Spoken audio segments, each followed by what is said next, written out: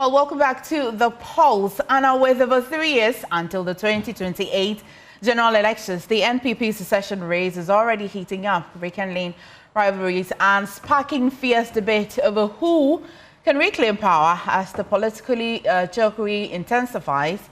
Even potential contenders are caught in the crossfire. Former Vice President and 2024 flag bearer Dr. Muhammadu Bawumia recently cited historical precedents to justify a second bid for leadership. But allies of Kennedy Agyapong have swiftly rejected that claim, arguing that party tradition allows for exceptions and that defeat doesn't guarantee a comeback. The exchange has reignited tensions in the party, still reeling from a crushing electoral loss, raising fresh questions about unity, loyalty, and the road to political redemption. But what does history actually say? Let's put on the screen some data so far as to what has been the trajectory for the presidential election results from 1992 to 2024 just recently. And you see on your screen the trajectory. The next slide would give us a better insight on who has made some better progress on, and of course you can see that the blue will be the color for the NPP. But the second slide, which you're just going to see, would be the national-wide delegate elections and how delegates have voted over the years as well. On your screen would be the color blue and red. Now let's go through it. You recall that in 1992, Albert Edu-Boahen was the first ever candidate that was presented. And a little later, in 1996, J.A. Kufuor was presented because if you read the history, it will be recording that Albert Edu-Boahen didn't perform to the expectation of the party. Now, in 1996, J.A. Kufuor was presented, and in 1998, he won by 64.6%. And then you will have in 2007, Nana Akufo-Addo attempted. And then in 2010, again by 78. And you see the margin that as they went a little higher, their margins were increasing. And from 78, in 2014, Nana Akufo-Addo also performed with a 94%.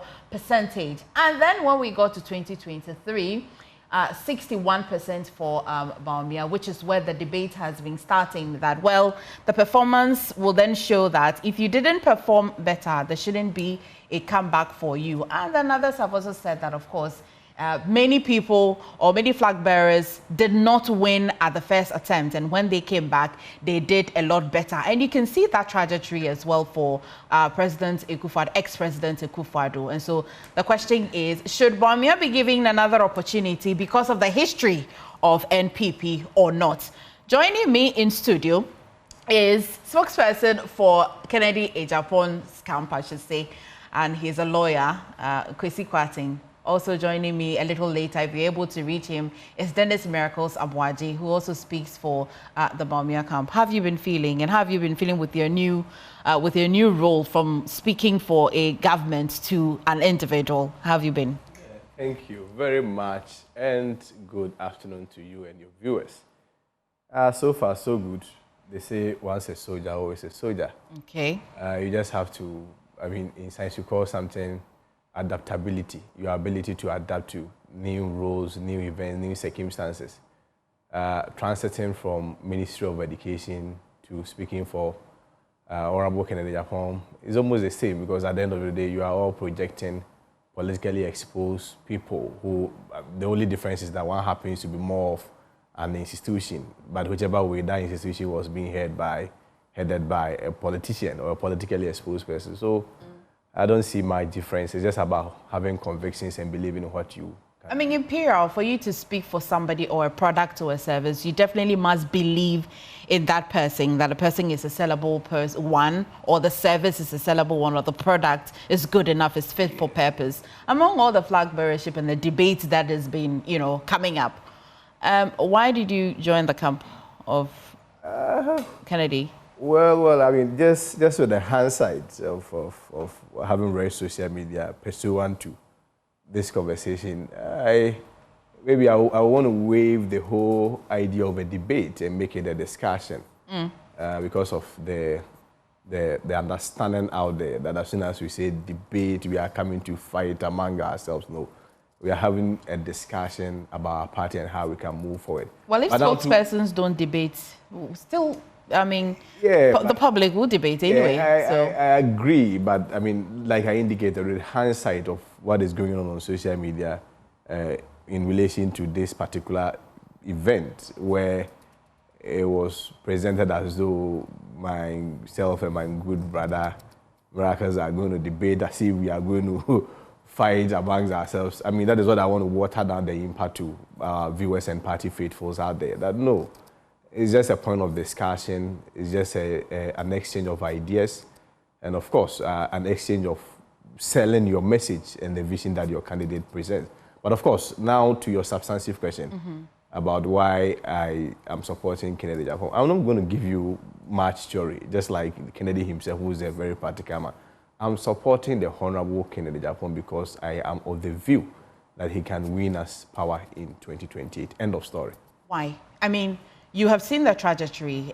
Maybe a little in a subsequent bulletin, we'll go in depth and how we came up with that data. But you can see clearly that it's very hard for somebody to go once and then they will win. They'll get the bid and then they'll win. Talking about the general election? Okay, for general elections, I mean, for internal party or flag bearership races, we have seen that any person who didn't do well, when they come back, they actually did better. Would you say no to that?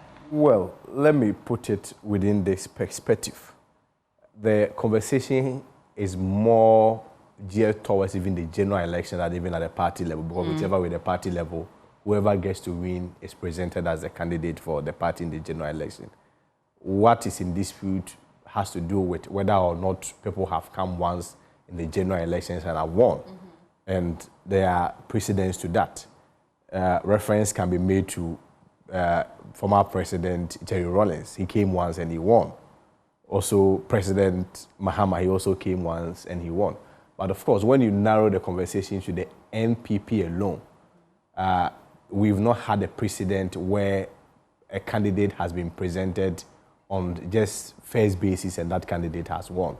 So yes, I agree on that level. And let me state categorically that our argument is not to suggest or say that candidates who wants to come again on the party ticket or contest at the primaries level should not be given the opportunity. Everybody deserves a second chance. But what Kennedy Agyapong seeks to tell Ghanaians is just to give a historical account and the historical perspective of our electoral trajectory.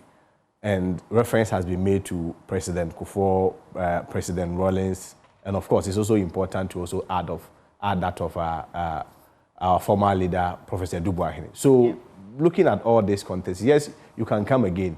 But most times, if you look at the caveat upon which the party people have been basing on to make a determination on whether or not they are presenting such a candidate again, has always been benchmark on performance.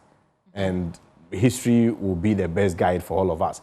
For instance, if you look at the case of that of Professor Dubois, from history, you realize that he was in the days of dark, had to campaign more or less against a military regime, which was just on the verge of transiting to democracy, came into an election, had very few short space to prepare.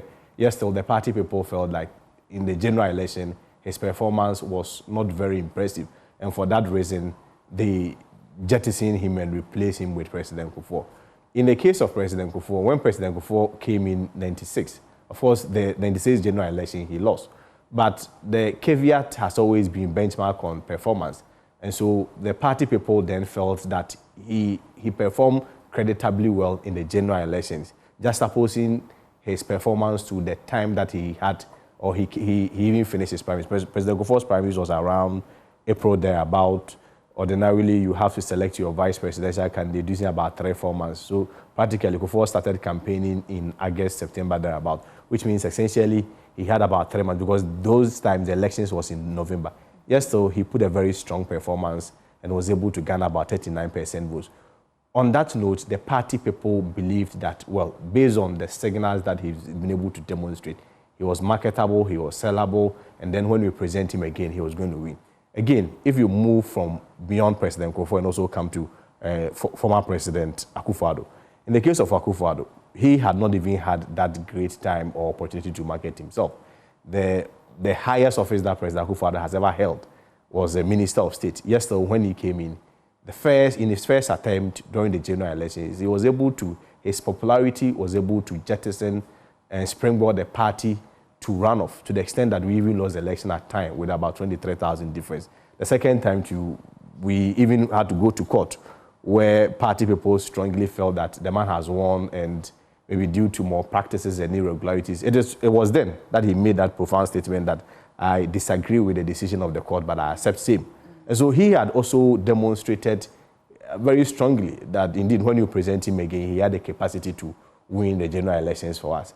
But I mean, Ken's argument bordered on the fact that if you juxtapose the case of President Akufo-Addo, if we juxtapose the case of President Kufuor to that of our former candidate and former Vice President, Dr.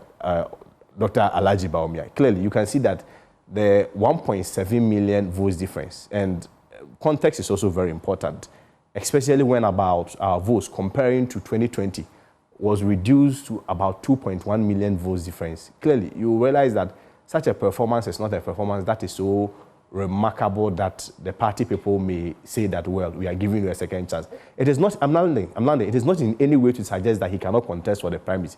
He can. Everybody deserves a second chance. We're talking about who can win. Yeah, who can win. Actually, in 2028. I mean, but what do you say to the many reports that have come? I mean, there have been committees, and I like to reference the Ashanti region reports mainly. And we do not take away the ex-president. Many have said that Bawumia is actually paying for the sins of the ex-president. And so if he's a standalone person, then he will do better. I've got Miracles of Waja joining me via phone on this conversation. Miracles, thank you for joining us. And so what's really the camp? What is the Bawumia camp saying? What's happening? Who's in the studio, please? Well, of course, your colleague is Kwesi Kwati is in the studio. Oh, I mean, in all humility, I would ask that you advise Kwesi to seize this conversation and get back into his constituency, Asante Agyapong North, for us to finish our rebuilding, our restructuring. It's too early. This is completely needless. Which part of the conversation is needless? Why are we discussing NPP primaries by this time, when we have a lot going on in rebuilding our party? But the conversation is already on social media. No, it is not. It is not. Mm. The party has calendar. The party has set a plan in seal. As we speak, the party is planning and working towards constitutional reforms. There's a conference coming up in July. What is he doing? Why? Have you yourself not admitted that Bawumia deserves a second chance? Where? In any way or form, directly or indirectly? Where? Why would you spend this precious airtime that we have from multimedia when we can be discussing the nurses who are on strike? We have extensively. We have just gone by before we went on a break. We are not interested. I'll give a very good advice to my brother Kwesi Kwati that he should seize these things. He's not the one setting any tone for the conversation. The flag bearer himself. Can you also allow me to speak, please? I'm not sure you expect me to say exactly what you want to say. I am saying that, in all humility, Mr. Kwesi Kwati, if I were him, I would seize this conversation around our internal contest and go to my constituency to help with the rebuilding process. That's what I'm saying. What are we rebuilding? Let's talk about the rebuilding. What are we rebuilding for? Nobody told me that this is what you're going to do. Otherwise, I would have called him to advise him not to even show up. We need to focus. We need to concentrate. That is what we are planning to do as a political party. And these things simply distract us. There will be time for this conversation. I'm of the firm belief that my producer engaged you on this particular conversation. No, he did and you not. agreed? He did not tell me this is what we were going to do. He never told me that. What was the briefing you had? If he had told me. What was the briefing you had, Miracles? I would have advised against it. What briefing did you have to agree to come on? When he called me, he didn't tell me there was going to be a debate on internal elections, and you're going to have Kwesi Kwarteng and Miracles debating what around did he say our to you? internal elections. Let's just have a conversation. What did he say to you? Chance. We can have a conversation on whatever briefing he gave you. What briefing did he give you? He called me and he mentioned that there's been a comment that has been made. There's been a comment that has been made about the NPP, and so he will call me during the pause for me to react. He didn't tell me we were going to have internal debate on NPP internal elections. That's what he called me to tell me. And I am refusing to be part of such conversation. I think it's premature. I think it's unwarranted. And I would use your platform to advise all our party people that we should stay focused and not be distracted. There's a roadmap. There's a plan by the party. When it is time for these internal debates and contests, we will do it. If the general public is interested as well? If the general public is interested as well? No, but I think it's premature. We have our plan. We have our calendar as a party. Right now, we are working towards constitutional reforms and then working towards a conference in July. When it's time for presidential primaries, Dr. Mahmoud Bawumia will come out and every form of debate will be held. But right now, the former vice president himself has made comments nearly about this. You think it's still premature? He made a comment about what? That he deserves a second chance. When did he say that? Do you have him on tape? When? When did he say that? What the vice president has been doing has been to move around with the party to thank the people of this country and thank the party people and work with them to rebuild the party. So what is Kwesi Kwarteng doing? That we are in June. As we speak, our responsibility as an opposition party is to put the government on its toes. They have introduced Doomsday levy. We need to talk to them to withdraw it. Nurses are on strike. We need to appeal to the government to intervene so they get back. And then we use the precious airtime that multimedia is Miracles, are you in any way saying that in any of the vice president's interaction, thank you tours, anything at all, he has not in anything suggested that, said anything that is directly or indirectly about this? It's a multimedia studio, a venue for a thank you tour for the new. Of course, Miracles. You want to you want to situate this conversation better because we talk about anything that is newsworthy. If the vice president or the general secretary or anybody in the party meets party people and they're having a party conversation and it comes up, I will not have an issue with it. I will not be complaining. But I'm saying that it is premature. It is completely not in the interest of the new patriotic party to be having such debate in the media. All right, thank you. It's wrong. Thank you. Thank you for your attention then. We're still of the firm belief that this is a conversation that has sparked anyway, and the general public is quite interested in this. This is why we're having this conversation. But if Miracles is not ready to have that conversation, of course it's not a debate, and of course we can have healthy debates. So what's your reaction? They say that you should focus in your constituency and the resetting agenda. Well, let me state that I have always maintained my stance and my composure that first I'm an NPP, even before I aligned with any other candidate or any other hopeful. And so in as much as I may want to advance the cause of that hopeful or that candidate, I'm also mindful that I need to also keep my home and protect my home. But I wish to say that when you set standards for principles, we have to remind ourselves that they are not seasonal. And I'm not sure I have the capacity to determine your editorial policy. You also don't pick editorial policies just based on a vacuum. Of course not. And certainly it's based on commentaries around and comments that has been made by, even for the purpose of this conversation, politically exposed persons. Well, it's true that Miracle is right when he's indicated that it may not be time for campaign, but as a principal person, he should have said this when his boss, Dr. Bawumia, went to Takoradi and tried to shift blame and suggest that there was a time where even 3 days to election, we increased fuel and it was meant as though it was designed for him to lose an election. So you cannot play the ostrich game and come on TV and pretend to be holier than thou and ask me to go into my constituency. Has he been in his constituency? When was the last time he visited his constituency? So I want to be measured on this, But I just want to say that even Kennedy Agyapong speaking did not speak out of a vacuum. He spoke in reaction to a certain history that has been put forth by Dr. Bawumia, his boss. And Kennedy's reaction was to give a proper context and a very factual account to the history, a leg of the history that has been buried, when Dr. Bawumia made a point that in NPP, nobody has been made to go only once, but has been 2 or 3 occasions.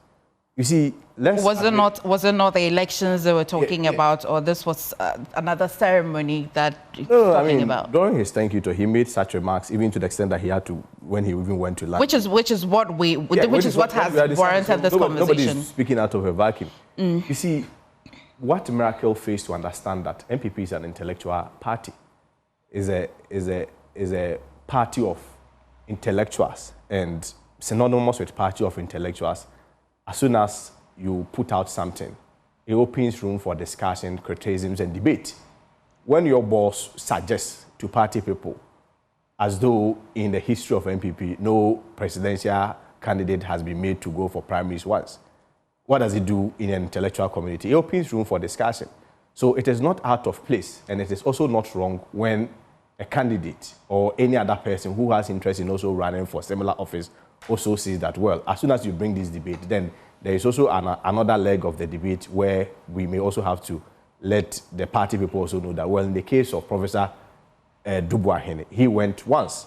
And even those instances or those references that has been made by Dr. Bawumia, they were caveated on performance. I mean, I don't think this is so much of a big deal. And I'm surprised why he's making it as though we cannot criticize the NPP, sorry, the NDC, and still advance the cause of the NPP.